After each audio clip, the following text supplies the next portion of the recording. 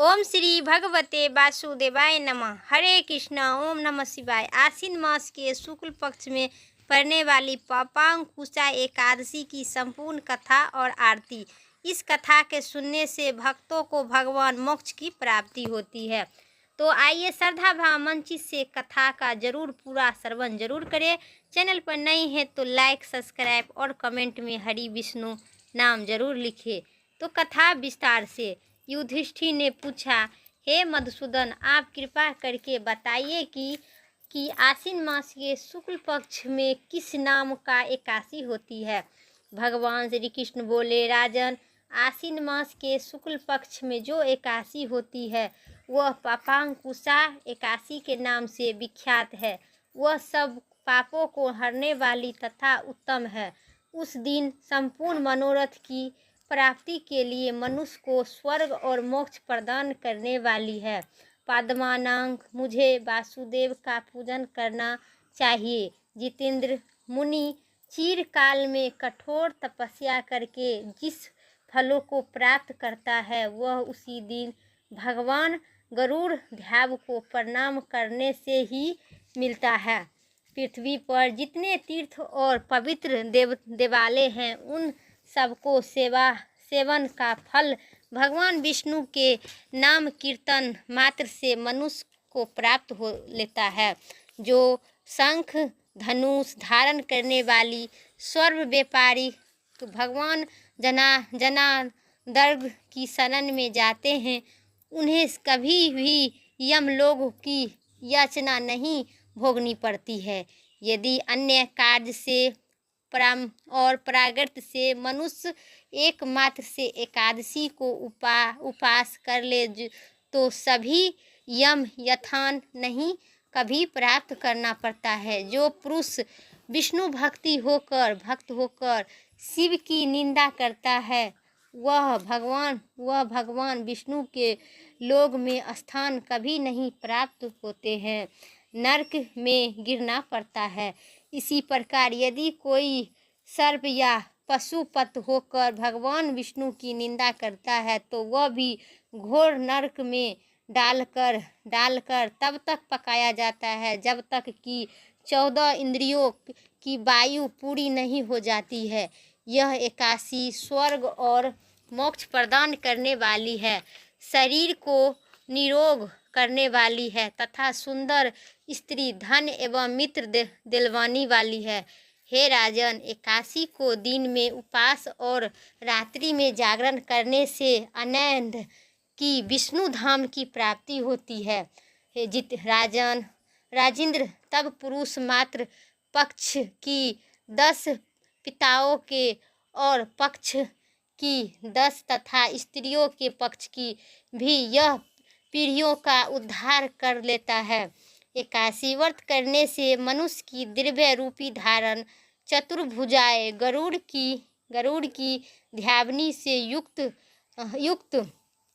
हार से सुशोभित और पीतांबर धारण होकर भगवान विष्णु के धाम को जाते हैं। आश्विन के शुक्ल पक्ष में पड़ने से पापांकुशा एकादशी व्रत करने मात्र से मनुष्य को सभी पापों से मुक्त होकर श्री हरि विष्णु की लोक में जाते हैं। जो पुरुष स्वर्ण, तिलक, भूमि, गौ, अन्य जल, जूते और छाते को दान करता है वह कभी यम को नहीं देखता है। नियुक्त क्षेत्र दरिद्र पुरुष को भी चाहिए कि यथाशक्ति स्नान, दान इत्यादि क्रिया काज करने प्रत्येक दिन को सफल बनाने में जो होम, स्नान, जप, ध्यान और यम इत्यादि पुण्य कर्म करने वाली है उन्हें भयंकर यमता नहीं देखनी पड़ती है और कभी भी स्वप्न में यम को नहीं देखना पड़ता है। यमलोक में जो मनुष्य दीर्घायु, धनाढ्य, कुलीन और निरोगी देखे जाते हैं वे पहले से पुण्य आत्मा है। पुण्यकर्ता पुरुष ऐसे ही देखे जाते हैं। इस विषय में अधिक कहने से क्या लाभ होगा। मनुष्य पाप से दुर्गति में पड़ते हैं और धर्म से स्वर्ग में जाते हैं। हे राजन, मुझने तुझे जो कुछ पूछा था उसमें हम उसी अनुसार हमें पाप कुशा एकादशी का महत्व हमें इतना विस्तार से वर्णन किए हैं। अब क्या सुनना चाहते हो? जो भक्त मनुष्य ये एकादशी पाप कुशा एकादशी करते हैं उसे हर एक पाप से मुक्त होकर परम धाम विष्णु धाम की प्राप्ति होती है। बोलिए प्रेम से विष्णु भगवान की जय। मेरा कथा यहीं तक था, अब सुनिए आरती।